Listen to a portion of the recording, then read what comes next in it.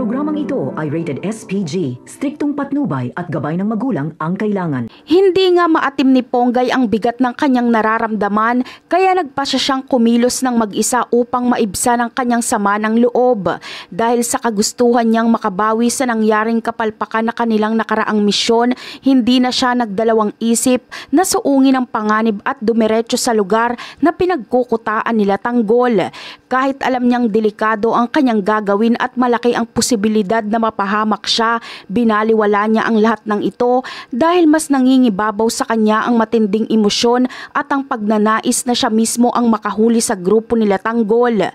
Wala siyang sinabihan na iba at sariling desisyon niya ang sumugod dahil pakiramdam niya ay ito lamang ang tanging paraan para mapagaan ang kanyang kalooban at matapos na ang paghihirap ng kanyang isipan. Dala ng matinding galit at inis sa kanyang sarili, naging padalos-dalos si Ponggay dahil gusto niyang patunayan ang kanyang sarili sa mga kasamahan niyang pulis. Masakit para sa kanya na siya ang sinisisi ng lahat kung bakit naging bigo ang kanilang operasyon at kung bakit nakawala sila Tanggol. Ang paninisi ng mga kasama niya ang nagtulak sa kanya na gawin ang mapanganib na hakbang dahil ayaw niyang isipin nila na wala siyang silbi sa serbisyo. Ang bawat salita ng paninisi na natanggap niya dahil sa pagtakas nila Tanggol kay Don Julio ay nagsilbing mitya ng kanyang tapang na harapin ang mga ito nang walang anumang tulong o suporta mula sa iba. Hindi maalis sa isipan ni Ponggay ang pagnanais na makabawi sa ipinakita niyang kaduwagan noong nagkaroon siya ng pagkakataon. Malinaw pa sa kanyang alaala na dapat ay nabaril na niya si Tanggol noong mga panahong yon. Ngunit dahil hindi niya ito nagawa, lalo lang lumala ang sitwasyon.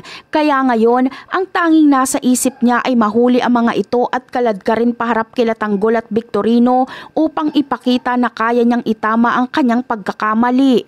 Gusto niyang burahin ang tingin ng iba na siya ay mahina at duwag, kaya handa siyang gawin ng lahat. Kahit na ang kapalit nito ay ang sarili niyang kaligtasan, basta't maipakita lang niya sa mga opisyal na may napatunayan siya. Kahit na alam ni Ponggay na wala siyang sapat na laban kung sakaling patulan siya ng grupo ni Tanggol, hindi ito naging hadlang sa kanyang pagsugod.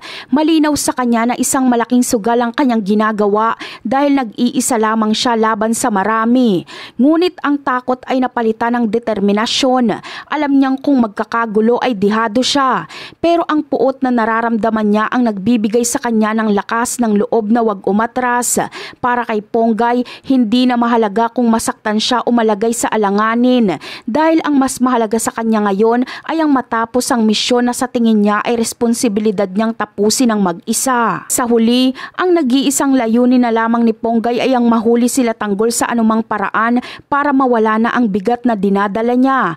Wala na siyang pakialam sa maaaring mangyari sa kanya dahil buo na ang kanyang loob na harapin ang mga ito. Ang bawat hakbang niya na papalapit sa kuta ay puno ng galit at pagnanasa na makabawi. Hindi lang para sa serbisyo, kundi para sa kanyang sariling dignidad. Gusto niyang matapos na ang araw na ito na hawak niya ang tagumpay at maipakita kay Larigor at Victorino na hindi siya nagkamali sa pagsugod. At higit sa lahat, kaya niyang panindigan ang kanyang pagiging pulis sa kabila ng mga nauna niyang pagkukulang. At yan ang aabangan natin. Bye!